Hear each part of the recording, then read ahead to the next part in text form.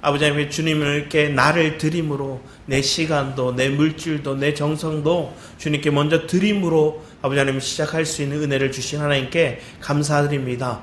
이것이 우리가 어떤 형식적인 모습들이 아니라 내가 진정으로 내 마음을 내 삶을 내어드릴 수 있는 복된 은혜의 시간 되도록 주님 역사하여 주셔서 감사드렸고 주 예수 그리스도의 이름으로 기도드렸습니다.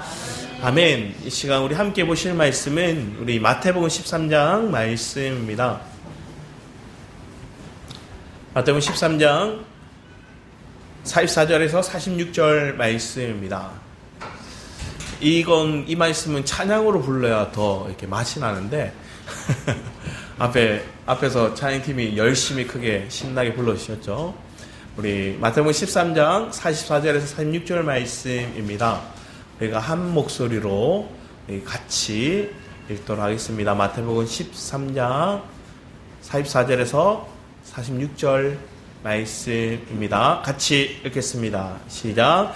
천국은 마치 밭에 감추인 보화와 같으니 사람이 이를 발견한 후 숨겨두고 기뻐하며 돌아가서 자기의 소유를 다 팔아 그 밭을 사느니라. 또 천국은 마치 좋은 진주를 구하는 장사와 같으니 극히 값진 진주 하나를 발견하며 가서 자기의 소유를 다 팔아 그 진주를 사느니라. 아멘. 우리가 이 말씀, 이 찬양 많이 부릅니다. 그래서 감추인 보화, 그것을 발견한 사람, 그리고 고귀한 좋은 진주를 발견한 그 사람은 자신이 가지고 있는 모든 거 다 팔아서, 찬양에는 냉장고도 판다 그러죠. 냉장고 팔아, 다 팔아. 집 팔고 냉장고 팔고 다 파는 거예요. 다 팔아서 당근에 다 내놓고 파나 봐요. 그래서 다 팔고, 그래서 그것을 가진 돈으로 뭘 하는 거예요? 그 밭을 산다는 거예요. 이 밭을 사는 장면들을 얘기하는데 우리가 사진 하나를 먼저 봤으면 좋겠습니다. 이게 갑자기 뭔지 싶은가 본데 이게 뭐냐면 1980년도 모스크바 올림픽 성적이고요. 그리고 옆에는 1984년도 LA 로스앤젤레스 올림픽입니다. 근데 이 시대 때는 냉전 시기죠. 냉전 시대예요. 그래서 차이를 딱 보면 1위가 80년도에는 모스크바에서 소련이 1등을 했고, 요 반대편에 84년도에는 미국이 1등을 했어요. 왜 그럴까요? 소련이 안 왔어요. 동독도 안 왔어요. 그래서 양쪽 달을 비교해보면 사실은 앞에 80년대 올림픽에는 나머지 미국에 속한 국가들 중에서 많은 국가들이 또 참여하지 않았거든요. 그러니까 80년도 두 올림픽이 반쪽짜리 올림픽이라고 사람들은 생각했어요. 왜? 냉전 시대 때 갈등이 너무 심하다 보니까 전 세계 잔치가 아니라 어느 체제에 맞게끔, 사상에 맞게끔 그들만의 리그, 그들만의 올림픽이 되어버렸었어요. 그런데 80년, 84년 그 다음에가 뭐죠? 우리가 잘 알고 있는 88 올림픽. 우리 꼬맹이들은 모르겠지만 제가 초등학교 갔다가 와서 제가 막 넣고 TV를 들었더니 어떤 굴렁쇠 같은 거 어린애가 이거 몰고 이렇게 뛰어가더라고. 저만한 애가. 그러면서 호돌이 막 이렇게 사물놀이 하듯이 막 돌리는 거. 1988년도 우리나라에 있었던 서울올림픽이 있어. 여기 보면 소련도 들어가고 동독도 들어가고 불가리아도 들어가고 나중에 보면 미국도 다 들어가요. 그러니까 여기 와서는 나름대로 뭐 한 거예요? 올림픽이 냉전 시대가 아닌 하나의 모습이 된 거예요. 그래서 이 올림픽을 준비하는 운영위원 중에서 유명한 최고의 리더, 초대 문화부 장관을 가졌던 이어령 박사님이 이 슬로건을 걸거든요. 그 슬로건이 뭐냐? 화합과 전진이에요. 그러니까 앞에서는 화합이 되지 않았고, 하나 되지 못했고, 함께 또 그 사상적인 면에서 더 진보하거나 더 잘하지 못하는, 전진하지 못했던 모습들이 있었다면, 이 88 올림픽에서는 냉전 시대를 이제 어떤 모습들에서 우리가 화합을 이루고 하모니를 이루고 같이 전진해 나가자, 미래를 향해 다시 전진해 나가자는 그 슬로건을 건 게 이어령 박사님이었어요. 그래서 노래가 있잖아요. 코리아나, 그 팀이 불렀던 손에 손잡고 그 다음 뭐예요? 벽을 넘어서 이렇게 불러요. 처음에 이 벽을 넘어서라는 슬로건을 딱 거니까 사람들이 싫어했어요. 왜 싫었을까요? 그 시대 벽을 넘는 건 도둑밖에 없었거든요. 그래서 벽을 넘어서라는 단어를 쓰고 하니까 그러면 우리 안에 벽이 뭘까요? 민족 간에, 그리고 인종 간에, 사상 간에, 나라 간에, 아니면 자라온 배경 안에 모든 나라들이 그 벽들이 있다는 거예요. 근데 그 벽을 우리는 서로가 부셔서 같이 하나가 되는 게 아니라 이걸 넘어서 하나가 되자는 슬로건을 걸었던 게 벽을 넘어서 이런 뜻이었어요. 벽을 부수고 벽을 박살내고 벽을 무너뜨리고가 아니라 벽을 넘어서 우리 안에 있는 그 벽들이 우리 안에 있는 민족과 나라와 체계와 그 모든 것들의 우리 안에 갈등들을 넘어서 우리가 하나가 되자는 의미에서 그 88 올림픽의 슬로건을 걸었던 게 하모니와 그리고 화합과 전진이었고, 그리고 그 노래 주제가들이 손에 손잡고 우리가 벽을 넘어서 우리 안에 닥쳐있는 이 벽들이 넘어서자 이런 의미를 가졌어요. 올해 시작에 이 생각들이 계속 떠오르더라고요. 이걸 이렇게 설명해주는 영상들을 예전에 봤었거든요. 그게 떠오르더라고요. 왜 그런가? 지금 우리 안에 있는 벽들이 있어요. 부부 간에, 아니면 부모와 자녀 간에, 아니면 내 직장 동료 간에, 아니면 교회 안에서 심지어 그런 벽들이 우리 안에 있을 수 있어요. 근데 그 벽들을 주님 안에서 가장 우선순위 목적이 무언가를 분명히 딱 붙잡으면 모든 게 단순해지기 시작합니다. 그래서 이 슬로건을 딱 잡고 냉전 시대 때 우리가 화합을 이루고 하나가 되는 거 그 목적을 딱 두고 하니까 노래도 그리고 슬로건도 그리고 온 나라들에게 같이 참여해 줄 것들을 북돋고 그래서 많은 나라들이 참여해서 좋은 올림픽들이 일어나게 됩니다. 근데 이런 장면들이 그냥 나라 안에서 아니면 세계적인 올림픽, 하계 올림픽 안에서도 나타났는데 그럼 오늘 우리의 가정과 우리의 교회와 우리의 삶 속에 동일하게 이 화합과 전진의 모습이 내 안에 있는 것. 그런데 이 화합과 전진의 모습이 되려면 내 부수적인 것들이 다 뭐 해야 돼요? 다 잘라져 나가야 돼요. 왜 그러냐? 내 안에 조금만이라도 내가 우선시 되는 건 나를 주장하는 말들이 우리에게 고백되기 시작하면 어떻게 될까요? 저 사람과 갈등이 생겨요. 나를 좀 알아달라고 한마디라도 딱 내세우고 시작하면 그 사람들에게 보이지 않는 벽들이 또 생기기 시작해요. 저 사람은 저런 부분에 있어서 자기를 알아달라고 하니 나 여기까지만 그 사람과 관계를 맺어야지. 심지어 부모와 자녀 간에도 그런 모습들이 있어요. 내 안에 부모를 이해하고 수용하는데 이 정도 선, 내가 자녀를 이해하는데 이 선을 마지노선이라는 게 있어서 그걸 넘어서면 더 이상 받아들이지 않으려고 하는 모습이 그들 가운데 있는 거예요. 그런데 내가 믿음 안에서 신앙생활을 하는 과정 속에 있다면 내 안에 정말로 고귀한 것들이 뭔가를 알면 그러면 기꺼이 내 기득권을, 내 주장을 내가 조금 더 인정받기를 원하는 그 마음들이 다 내려놓혀지더라고요. 그 과정 속에서 가장 귀한 보화, 가장 귀한 보물이 예수 그리스도의 심을 발견하는 은혜가 여러분 삶 가운데 있기를 축복합니다. 그러면 그 귀한 보화를 발견한 사람은 뭐 한 거예요? 내가 값지다고 생각했던 거 다 팔아서 뭐라는 거예요? 그 귀한 걸 사더라는 거예요. 사실은 예수님이, 하나님이 우리를 그렇게 사랑하셨어요. 우리를 너무 사랑하셔서 가장 고귀하고 존귀한 예수 그리스도를 십자가에 죽이면서까지 대속물로 그 제물이 되시기까지 하면서 우리를 얻으신, 우리를 사신 거예요. 사실 여기 말씀의 흐름 속에 보면 전체적인 의미 속에 사실 내가 살 수 있는 것은 없어요. 전적으로 예수 그리스도가 모든 값을 치르셨어요. 그런데 오늘 그 예수 그리스도가 내 안에 사심을 통해 그리스도는 또한 누군가의 그 값을 치러주기 원하는 삶을 우리로 살아가게 하시는 거예요. 그게 내 배우자가 될 수도 있고요. 내 자녀가 될 수도 있어요. 우리 주일학교 친구들이 앞에 앉아있는데 뭔 말을 하는가요? 눈에 이렇게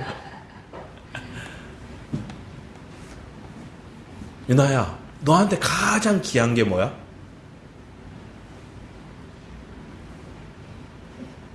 잘 모르겠어?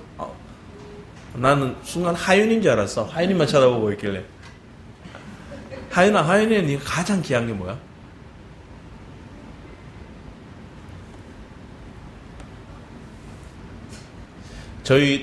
저는 지금 하영이한테 물어보면 책가방일 것 같아요. 자기가 가장 사고 싶고 가장 지금 최근에 샀던 것 중에서 좋은 거 생각하니까 직접적으로 물어보지 않아서 제가 대답하는 거라 뭐 신빙성은 떨어질 수 있습니다. 여러분의 삶에도 그래요. 내가 가장 고귀한 거. 어떤 사람들은 지금 시대 때 어떤 분은 집을 사야 돼. 그래서 세상 말로 영끌이라죠. 영혼까지 끌어다가 집을 샀다는 거예요. 영끌에서 집을 사기도 하고. 또 어떤 사람은 빚을 내고 뭔가 투자를 하려고 우리가 예전에 우리도 했을 수 있는 주식이나 아니면 코인이나 막 이런 것들에 막 투자를 하는 거예요. 왜? 이게 내게 가장 귀하다. 이게 내가 값지다 생각하니까 그렇게 하는 거예요. 그런데 그 모든 모습 속에서는 목적이 있었어요. 나름대로 확신이 있었어요. 나름대로 자기 안에 그런 분명한 계획과 목적이 있어서 그렇게 했던 거예요. 그런데 우리의 계획은 온전치가 않죠. 우리의 모든 어떤 삶의 모습들은 우리가 분명하게 그것을 인정하고 그것을 보증받을 수 있는 게 아무것도 없어요. 그런데 우리가 분명히 오늘 신앙생활을 하면서 아는 것들은 예수 그리스도만이 가장 고귀한 거다, 값진 거다, 우리는 발견하는 거예요. 제가 몇 년 전에 하나님 주신 마음 중에 한 가지가 그거였어요. 대가 지불이라는 마음이었어요. 하나님 거저 주셨어요. 여러분의 구원을, 예수 그리스도를 믿는 그 은혜를 그냥 거저 주셨어요. 여러분이 값을 치러 그 은혜를 얻은 게 아무것도 없어요. 주님이 철저하게 하나님이 예수 그리스도에 대해서 거저 주신 은혜, 그 사랑이 우리에게 부어졌어요. 믿기만 하라. 그런데 믿었더니 그 믿음에 내가 반응하는 사람은 뭐예요? 자원에서 대가 지불하더라고요. 자원에서 섬기더라고요. 제가 대학 시절에도 그랬어요. 기도의 모임을 하고 친구들과 어울리다 보니까 그들이 함께 교제하면서 그들이 은혜를 받고 자기 속에 있는 얘기를 하고 그러면서 하나님을 더 알아가니까 자원에서 청소를 해요. 자발적으로 섬겨요. 자발적으로 먼저 와서 준비해요. 자발적으로 같이 도울 수 있는 일이 무엇인가를 물어요. 우리가 신앙 안에서 자라간다는 거, 내가 기꺼이 내게 부어진 그 은혜가 거저 주어진 은혜이긴 하지만 내 삶 가운데 주님의 은혜를 누리는 사람의 반응은, 그 가치를 발견한 사람의 반응은 뭐라느냐? 기꺼이 나를 드리고 대가 지불을 하려고 하는 거예요. 여러분 이 자리에 오신 것도, 여러분의 시간도, 여러분의 물질도, 또 여러분이 가지고 있는 그 마음도 나름대로 하나님 앞에 드리는 시간이 될 줄 믿습니다. 근데 그 드리는 시간이 어쩔 수 없어서 오는 사람들이 있어요. 그런데 오늘 이 보화를 주는 사람을 한번 보세요. 44절 말씀 우리 다시 한번 읽어보도록 하겠습니다. 44절 같이 읽어보겠습니다. 시작. 천국 마치 밭에 감추인 보화와 같으니 사람이 이를 발견한 후에 숨겨두고 기뻐하며 돌아가서 자기의 소유를 다 팔아 그 밭을 사느니라. 기뻐했대요. 기뻐했다는 거. 여러분 예배가 기쁨의 축제의 장이 되시길 축복합니다. 하윤아 기쁘지? 예배가 찬양하는 게 기쁘지? 그치? 근데 표정은 안 기쁜 것 같아요. 이러고 있어가지고 표정은 전혀 안 기쁜 것 같아가지고 한번 불러봤어. 여러분 표정 속에 나타나요. 여기 내천자가 사라지기 시작합니다. 그래서 주름 개선하는 화장품 안 바르셔도 돼요. 여러분 마음 안에 하나님 주신 그 기쁨이 있기를 축복합니다.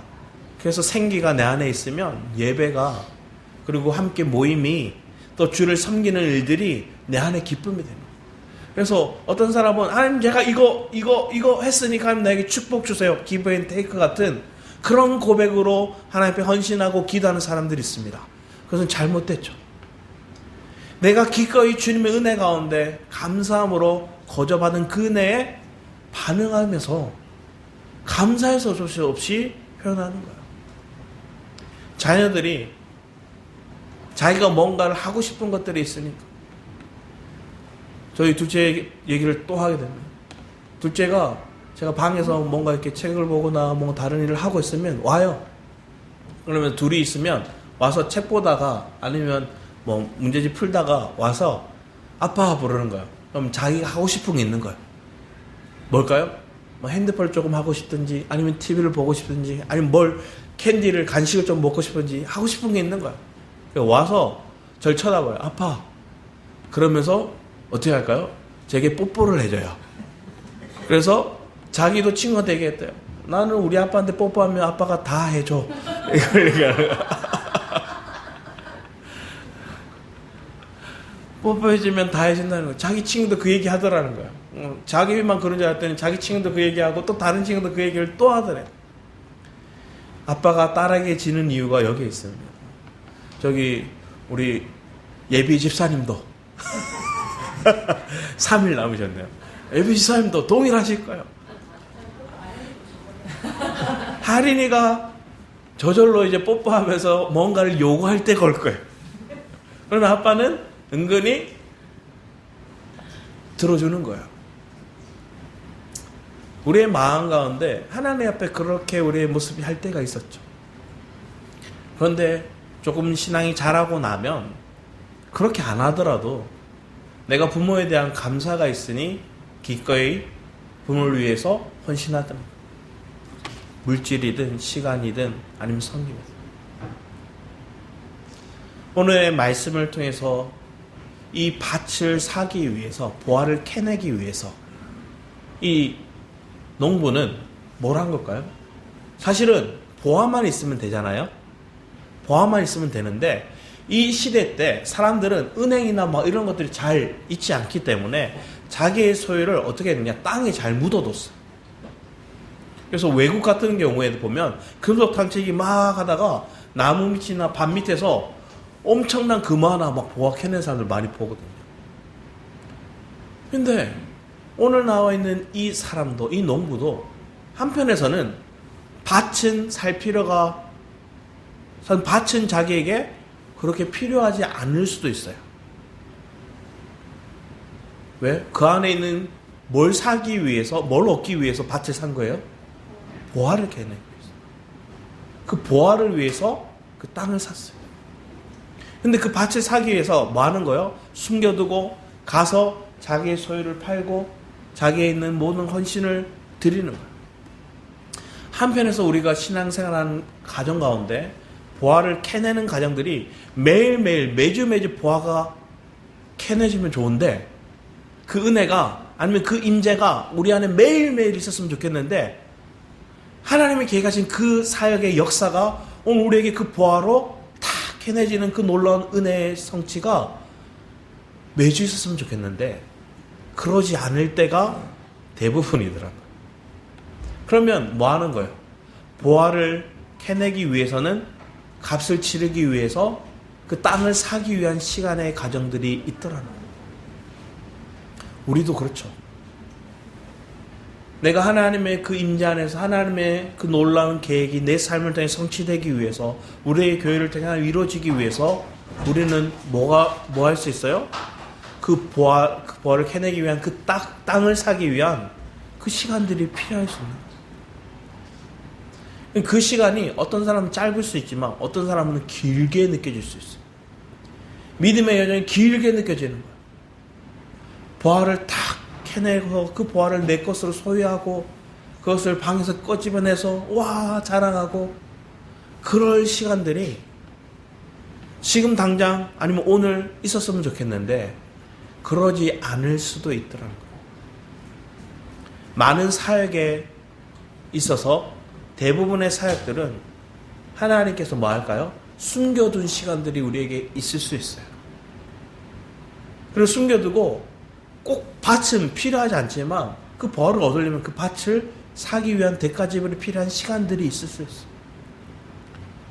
오늘 우리 교회가 여러분의 가정 가운데 그 보화를 다 캐낼 수 있는, 아니면 열매를 거둘 수 있는 그 성취의 결과, 그 열매를 따는 수확의 그 결실이 매일매일 일어나지 않을 수 있지만 그 가정 속에 뭐가 있어요? 기다림의 가정들이 우리에게 있는 거예요. 묵묵히, 때로는 아무도 알아주지 않는 그 시간들이 있는 거예요. 제가 중고등부 때는 차행팀에서 마이크를 잡아본 적이 없어요. 그래서 저는 차행팀에서 차행 인도를 하던가 아니면 차행팀 리드 싱어를 하던가 이런 걸 중학교 때까지, 고등학교 때까지는 생각해 보지 않았어요. 차행팀 하고 싶었거든요. 차행팀 들어갔어요. 그때는 뭐가 있었냐, 지금같이 막 이렇게 컴퓨터로 PPT 하는 게 아니라 OHP 필름으로 이렇게 반사해서, 그걸로 반사하고 빛 쏘면 이렇게 필름으로 이렇게 반사해서 벽에다가 쏘는 게 있었어요. 그래서 그걸 했어요. OHP 필름 올려놓고 하나씩 올리면서, 그때는 막 지금까지 누르는 게 아니라 필름을 이렇게 올리면서 내리면서 이렇게 가사를 보여줬어요. 그런데 하나님, 그때 제가 고등학교 1학년 때였거든요. 그때 주셨던 마음이 그런 마음이었어요. 내가 이 지금 PPT 그리고 OHP 필름을 이렇게 가사를 올려주는 걸 하지만 이거 내가 안 올려주면 저 사람들 제대로 못 보는 사람들 많다? 그래서 내가 지금 여기서는 리더다? 이런 생각을 하면 그때 주시는 거예요. 작은 일이었어요. 사람들에게 앞에 나와서 막 보이는 일들이 아니었어요. 그냥 앉아서 그걸 일을 했어요. 근데 하나님 그때 그 주셨던 마음이, 내가 OH 필름을 올리는 일을 하고 있지만 내가 리더 역할을 하고 있다는 마음을 하나님 제 감동을 주시더라고요. 여러분 마음에도 때로는 내가 지극히 작은 일을 할 때가 있어요. 지극히 남들이 알아주지 않는 일들을 할 때가 있어요. 남들이 또 몰라주는 일을 할 때도 있어요. 언제까지 내가 이렇게 헌신해야 됩니까? 언제까지 내가 시간을 드려야 됩니까? 언제까지 내가, 하나님, 이렇게 살아야 됩니다. 그런데 하나님 앞에 존귀한 일들은 묵묵하게 신실하게 그것을 감당하는 거더라고요. 견디는 거더라고요. 하나님이 있으라 한 곳에 머물러 있는 거더라고요. 하나님 내게 주시는 말씀을 따라 내가 하나님 거기 있으라 하면 거기 있는 거예요. 하나님 거기 섬겨라 하면 그 섬김의 위치에 내가 서 있는 거예요. 묵묵히 내가 견디며 기다리며 하나님의 일하심을, 역사를 기다릴 수 있는 은혜가 저 여러분의 삶 가운데 있기를 축복합니다.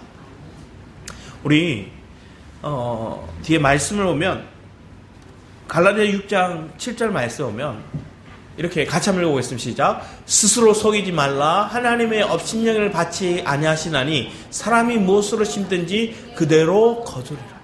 우리가 무엇을 심든지 그대로 거둔다는 거예요. 여러분 오늘 아니면 지난 한 해 뭘 심었는가를 생각해 보는 거예요. 사람들은 자기가 심은 것들이 육적인 열심에서 심은 것들이 있을 수 있어요. 그럼 육의 열매가 맺힐 수밖에 없어요. 오직 영은 영으로만 통해요. 영에 속한 것들을 심을 수 있는 거, 오직 그리스도만 심어야 된다는 거예요. 근데 그 그리스도를 심기 위해서는 철저히 나는 죽고 내 안에 그리스도만이 사셔야 되실 줄 믿습니다. 그 믿음의 고백을 여러분들이 하시죠. 그런데 그걸 모르는 사람들이 이 자리에 없는 줄 압니다. 내가 죽고 내 안에 그리스도가 사셔야 됩니다 하고 여러분 신앙 고백하십니다. 그런데 그 고백을 하면서도 여러분 뭐 할까요? 여전히 내가 살려고 하는 거예요. 내가 먼저 선택하려고 하는 거예요. 내가 목적한 것들을 먼저 앞세워서 행하려고 하는 거예요. 그럴 때 제일 많이 하는 행동이 뭘까요? 길을 닫아요. 우리 첫째가 여기 있는데 첫째한테 하연아 뭐뭐 해 하면 그걸 안 할 때가 많아요. 왜 그럴까요? 자기 머릿속에 다른 게 먼저 있는 거예요. 다른 걸 먼저 해야 되는 게 있는 거예요. 그러니까 이거 해 했는데 그걸 안 하고 계속 뭐 할까요? 자기가 생각하는 걸 계속 하고 있는 거예요. 그러다가 하연아 하면 네? 이렇게 불러요. 이거 해야지 하면 그러고 또 자기 생각대로 또 하고 있어요. 자, 그러면 그때 우리의 마음에 뭐가 있을까요? 이 마그마가 끓을 수 있는 거예요. 부글부글 끓을 수 있는 거예요. 그러면 크게 얘기 안 하고 바카유 이렇게 부르죠. 왜? 얘기한 거 하라고. 근데 하나님이 여러분의 이름을 그렇게 부르실 때가 있나요? 박성은, 박하윤. 우리의 마음 안에 그렇게 여러분의 이름을 부르신다면 하나님께 뭐 하는 거예요? 하나님 기다리고 계신 거예요. 돌이키라고. 그리고 하나님의 계획을 알라고. 그리고 하나님이 우리의 삶 가운데 이미 만세 전에 계획하시고 목적하신 일들을 우리가 발견하기 원하시는 거예요. 그런데 주님은 쉽게 막 화를 내시는 분이 아니라 참으시는데 오래 참으셨어요. 오래 기다리시는 분이시고. 그래서 내가 가치 있는 그리스도를 발견하면 그분이 참 진리라는 걸 알게 됩니다. 우리 요한복음 말씀도 같이 한번 읽어보겠습니다. 요한복음 우리 8장 32절 같이 읽어보겠습니다. 시작. 진리를 알지니 진리가 너희를 자유롭게 하리라.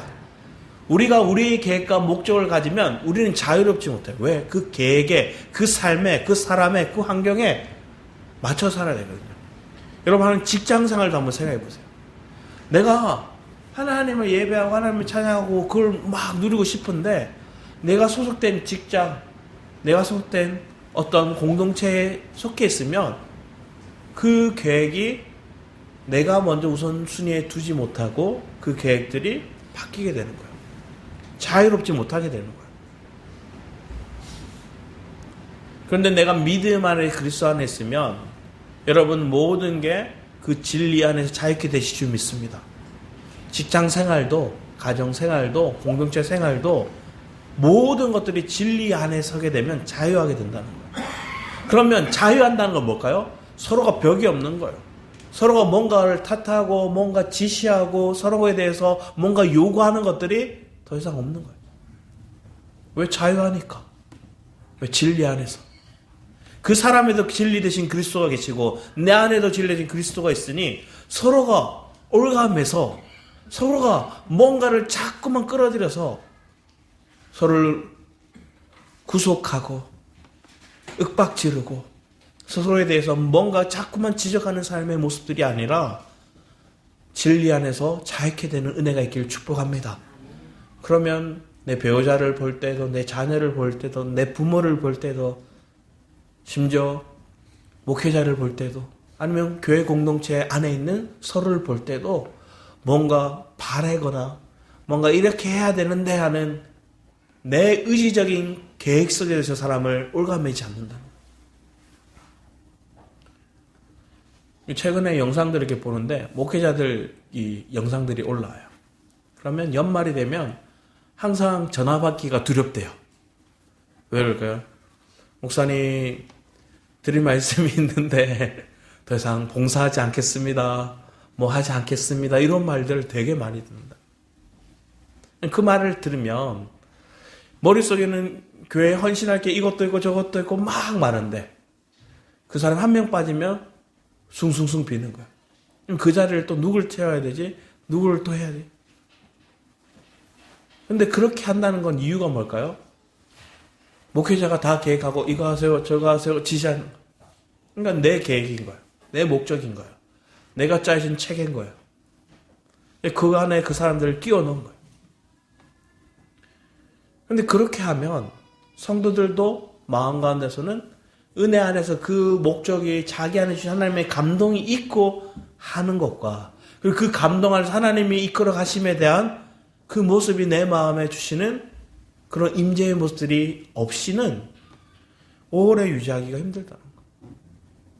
그러면 시간이 지나면 우리가 사람들이 잘 얘기하는 번아웃이나 블랙아웃이 우리에게 올 수 있는 거예요. 헌신에도 그런 모습들이 나타나더라고요. 근데 왜 그럴까요? 번아웃이 오고 블랙아웃이 오는 이유는 뭘까요? 모든 게 깜깜해지고 모든 걸 다 하기 싫고 다 내려놓는 거예요. 그건 내가 철저하게 진리 안에서 자유롭게 그리스도로 행한 것들이 아니라는 걸 한번 드러내시는 작업인 거예요. 내 안에 지친다는 건 내 육이 지칠 수 있어요. 그렇지만 내 심령까지, 내가 내 마음까지 다 지쳐서 이제 못 해먹겠다. 원망만 나온다. 불평만 나온다. 짜증만 나온다.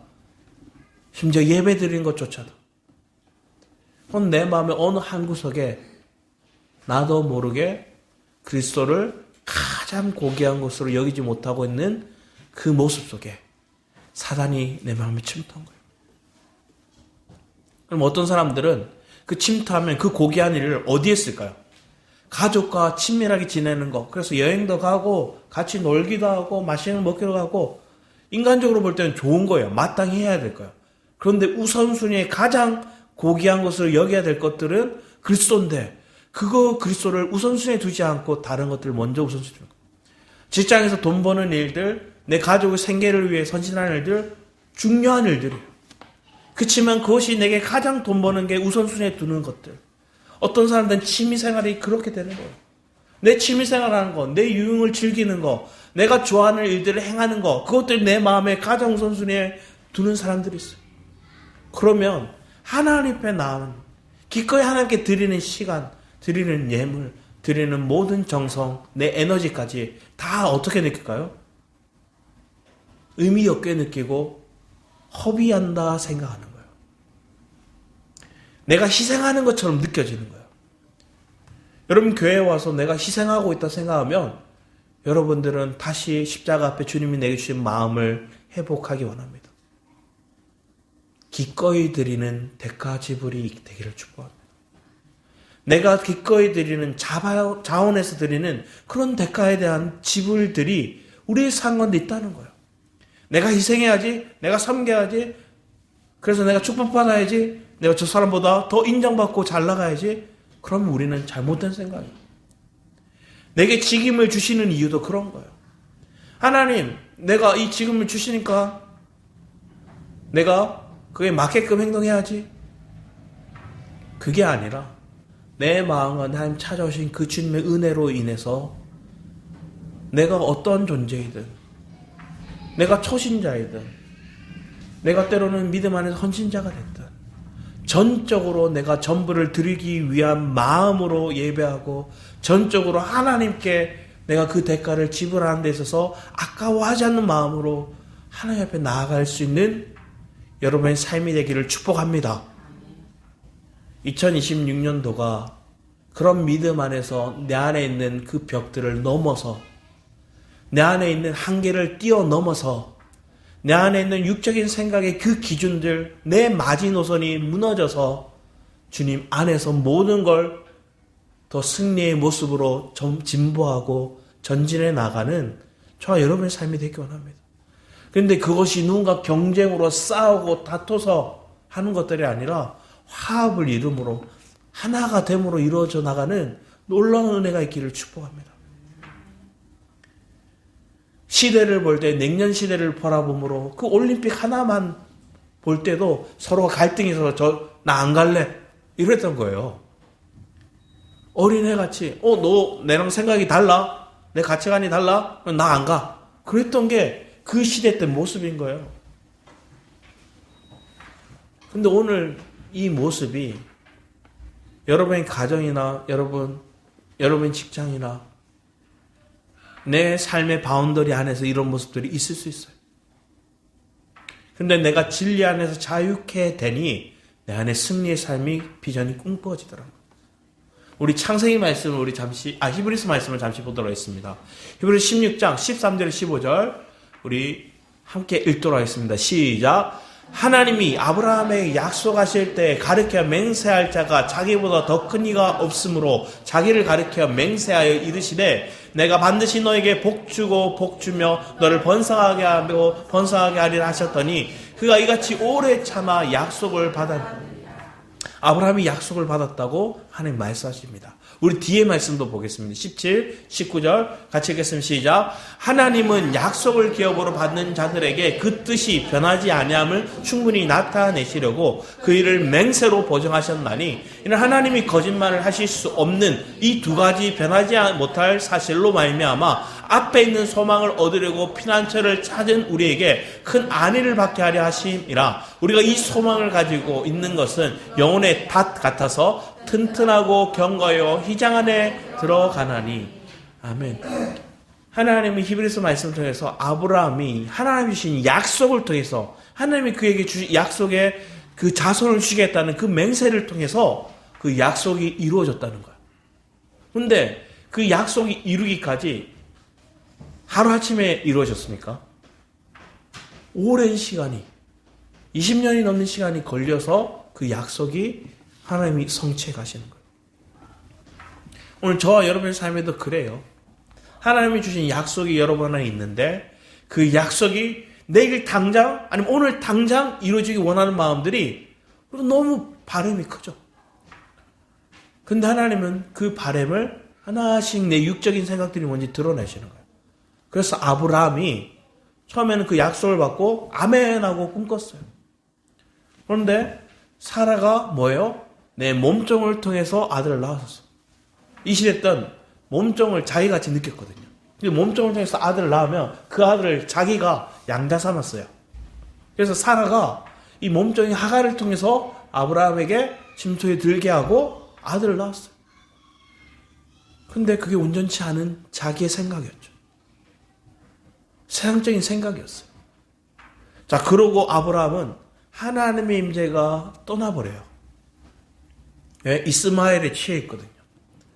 그리고 99세가 되어야 또 하나님 다시 그에게 말씀을 주시는 거예요.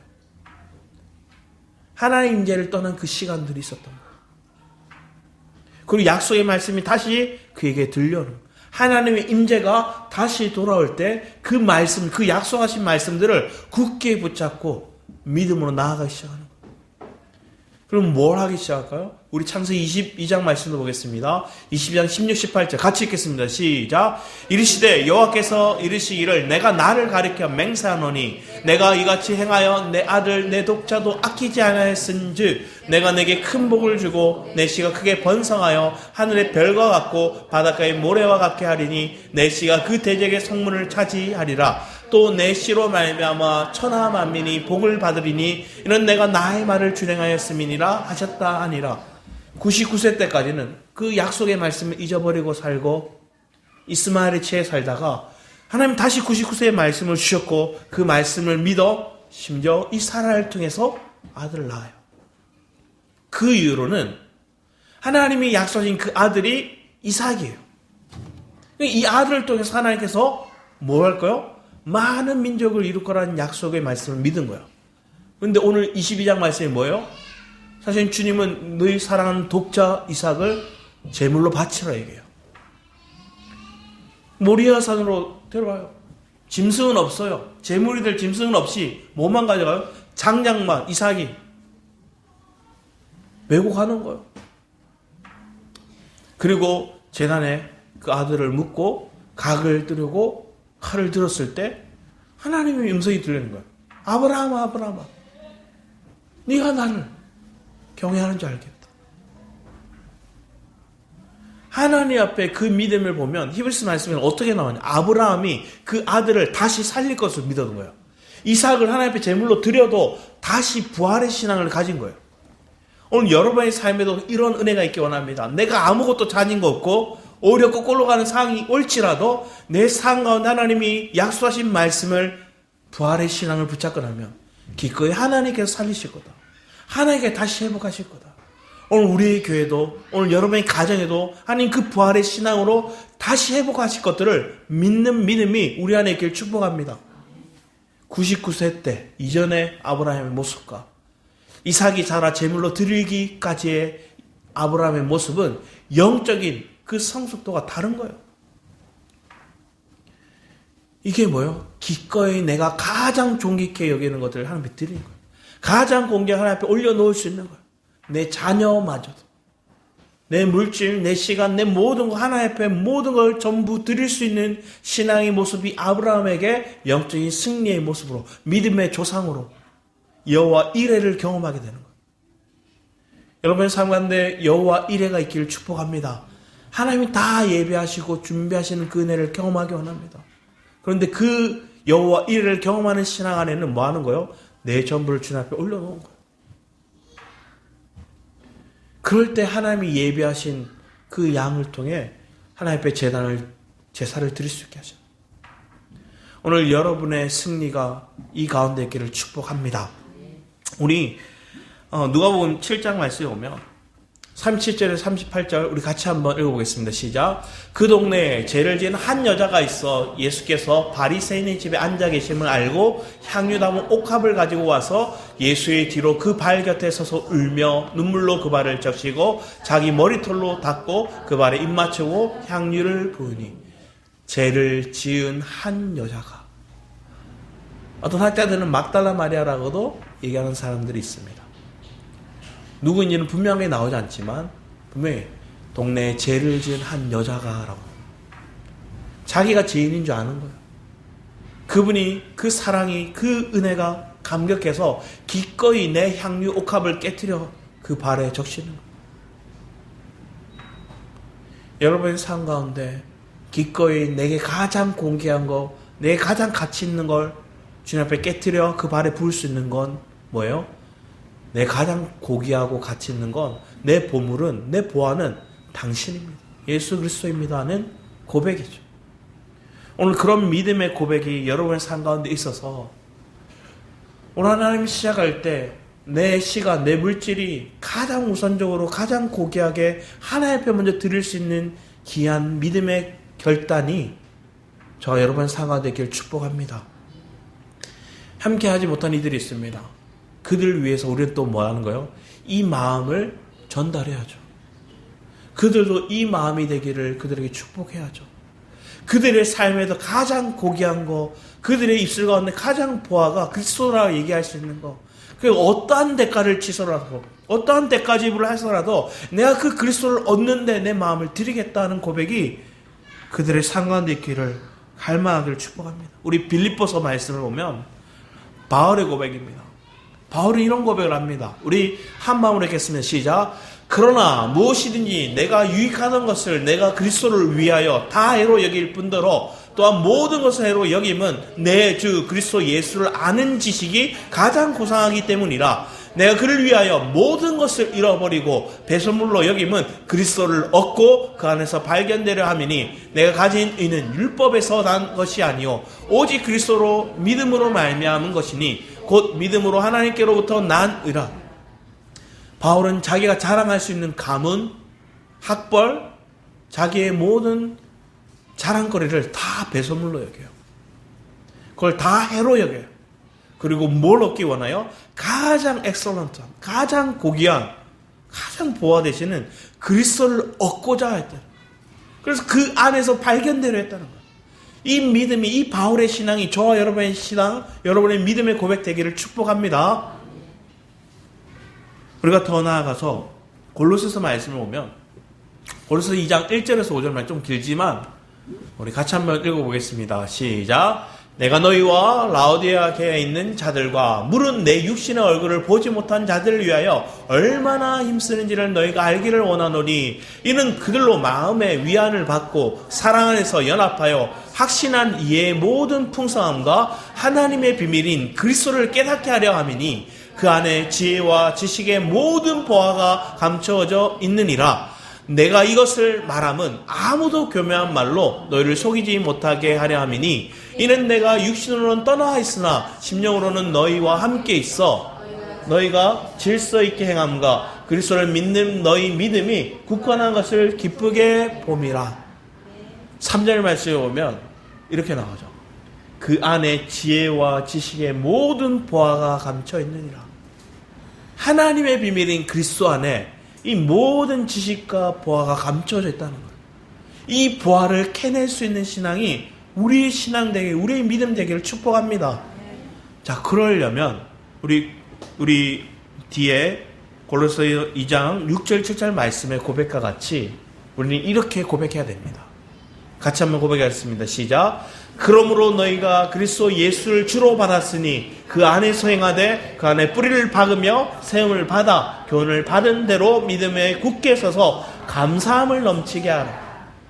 여러분의 믿음의 뿌리가 그리스도 안에 뿌리를 받고 샘을 받아 하나님 주신 그 가르침, 그 은혜, 그 감동, 그 임재가 내 삶을 통해서 믿음으로 굳게 서서 고백되어지는 거예요. 변함없이 서 있어야 되는 거예요. 풍랑이 올 수도 있습니다. 아무도 알아주지 않을 때도 있습니다. 그 오랜 기다림이 인간적으로 볼 땐 언제까지입니까? 할 수 있는 그 기다림이 있을 수 있습니다. 그런데 앞에 나왔던 그 농부가 그 보화를 캐내기 위해서 그걸 숨겨두고 그 밭을 사기 위해서 그 시간을 보내요. 그 지불을 합니다. 우리 안에 그런 은혜가 있기를 축복합니다. 그래서 그 기쁨이 내 안에 있으니까, 이 보화에 대한 확신과 그 기쁨이 내 안에 있으니까 뭐예요? 감사하는 거예요. 찬양이 나오는 거예요. 이런 찬양과 감사가 우리 예배될 가족들의 삶 가운데 있기를 축복합니다. 우리가 마지막으로 우리 시편 62편 5절에서 7절 말씀만 읽고 오늘 말씀을 마무리하고자 합니다. 우리 같이 한번 읽어보겠습니다. 시작. 나의 영혼아 잠잠히 하나님만 바라라. 물은 나의 소망이 그로부터 나오는도다. 오직 그만이 나의 반석이시오 나의 구원이시오 나의 요새시니 내가 흔들리지 아니하리로다. 나의 구원과 영광이 하나님께 있으며 내 힘과 반석과 피난처도 하나님께 있도다. 아브라함은 하나님의 약속의 말씀을 주셨어요. 이 자손을 통해 많은 축복이 있을 것들. 그런데 중간에 뭐 했어요? 마음이 흔들렸어요. 그래서 뭐예요? 하갈을 통해서 이스마엘을 낳게 해요. 그리고 이스마엘을 취하고 나니 주님과의 대화가 단절돼 버렸어요. 그러고 나서 하나님이 다시 찾아오세요.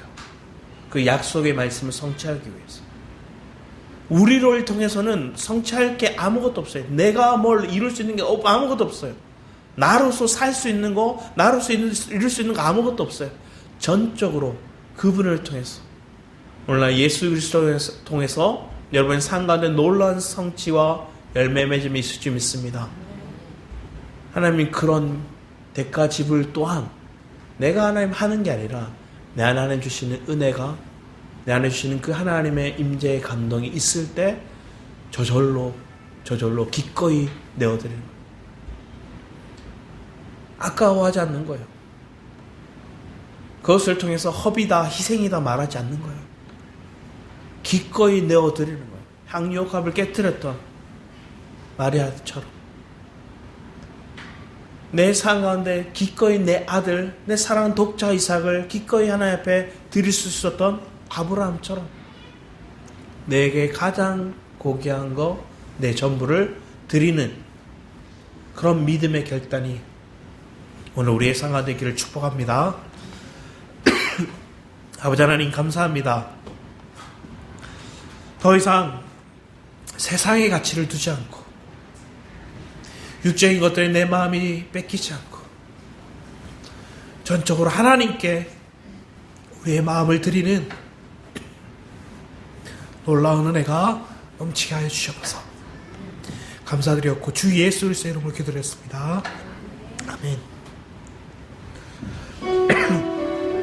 우리 찬양하기 원합니다.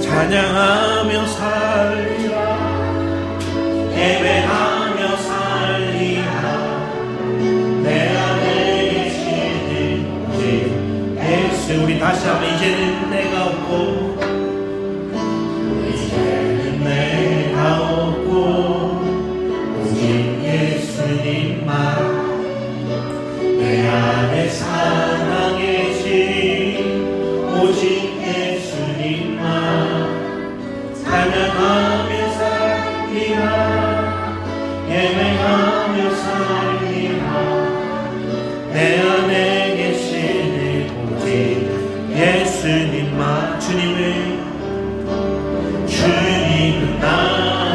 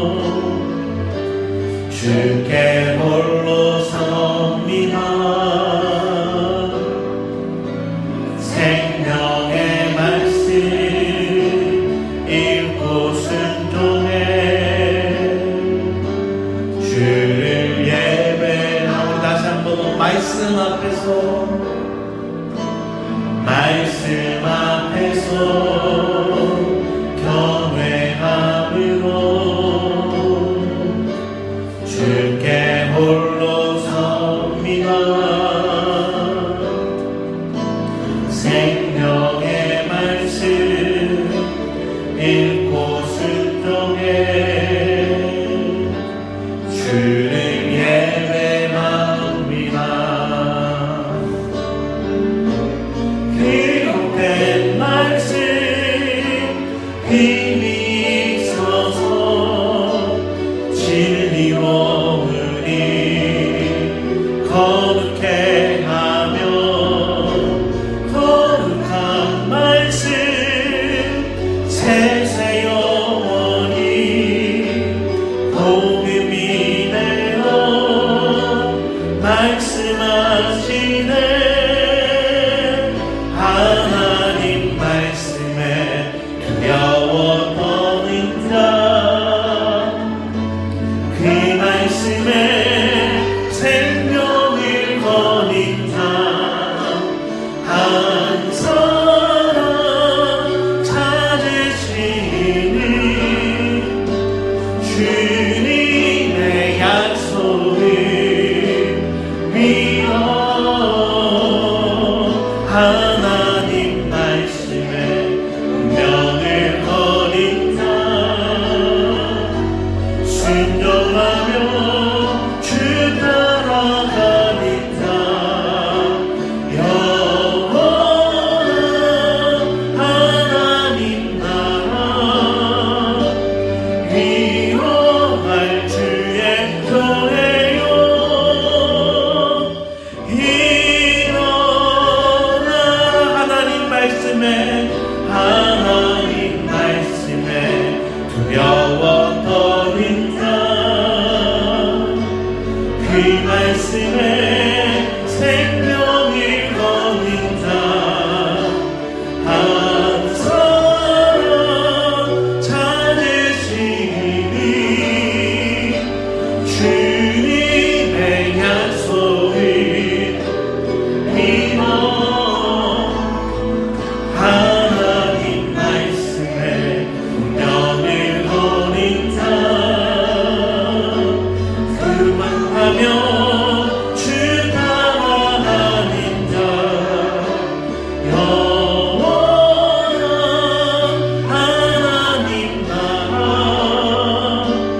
이뤄갈 주의 교회요